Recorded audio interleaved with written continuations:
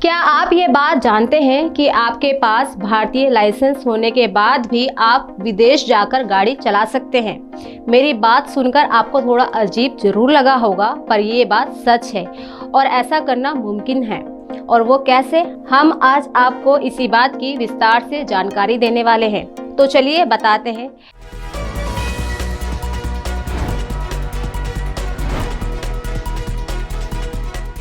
क्या आपके मन में भी इच्छा होती है कि आप विदेश जाकर वहां की सड़कों पर गाड़ी चलाएं, लेकिन फिर ड्राइविंग लाइसेंस को लेकर परेशान होने लगते हैं और सोचते हैं कि भारत में बना डीएल आखिर वहां काम कैसे आएगा। अगर आप भी इस सवाल से परेशान हैं, तो आज हम आपकी इसी परेशानी को दूर करने की कोशिश करेंगे और इस वीडियो में हम आपको बताएंगे कि कौन कौन से देश में जाकर आप इंडियन ड्राइविंग लाइसेंस का यूज कर सकते हैं। आप बेशक भारतीय ड्राइविंग लाइसेंस की मदद से विदेश में कार चला सकते हैं, लेकिन आपको इस बात का ध्यान देना होगा, इसके लिए आपके पास इंटरनेशनल ड्राइविंग परमिट ज़रूर होना चाहिए।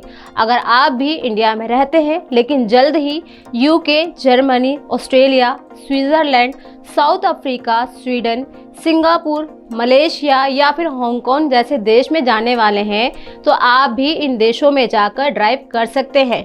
वैसे कई देश ऐसे भी हैं जो इंडियंस को भारत से अंतर्राष्ट्रीय ड्राइविंग परमिट के लिए बिना वैध भारतीय ड्राइविंग लाइसेंस के साथ अपनी सड़कों पर कार चलाने की इजाज़त भी दे देते हैं, जिनमें लगभग 10 देश शामिल हैं जहां भारतीयों को यहां सुविधाएं मिलती हैं। जिसमें सबसे पहले नाम आता है संयुक्त राष्ट्र अमेरिका का, जो अपनी सड़कों पर भारतीय ड्राइविंग लाइसेंस के इस्तेमाल की इजाज़त देता है। यहाँ पर ड्राइविंग लाइसेंस देश में प्रवेश के 1 दिन से 1 साल तक के लिए वैध होता है। हालांकि ड्राइविंग लाइसेंस भारत की किसी भी क्षेत्रीय भाषा में नहीं होना चाहिए और डीएल का अंग्रेजी में ही अनुवाद होना चाहिए। इसके अलावा यात्रियों को एक सत्यापित 1-94 फॉर्म भी लेना जरूरी होगा, जो संयुक्त राष्ट्र अमेरिका में उनके वैध एंट्री के लिए सबूत के तौर पर काम करता है। ऑस्ट्रेलिया भी न्यू साउथ वेल्स, क्वींसलैंड, दक्षिण ऑस्ट्रेलिया और ऑस्ट्रेलियाई राजधानी क्षेत्र सहित क्षेत्रों में 1 साल के लिए भारतीय ड्राइविंग लाइसेंस के इस्तेमाल की अनुमति देता है। बता दें कि भारत की तरह ऑस्ट्रेलिया में भी कारें बाईं ओर चलती हैं। वहां कनाडा भारतीय नागरिकों को 60 दिनों तक की अवधि के लिए अपने डीएल के साथ गाड़ी चलाने की अनुमति मिल जाती है, जिसके बाद अगर आप भी उस देश में गाड़ी चलाना जारी रखना चाहते हैं तो आपको एक अलग परमिट लेने की ज़रूरत होगी।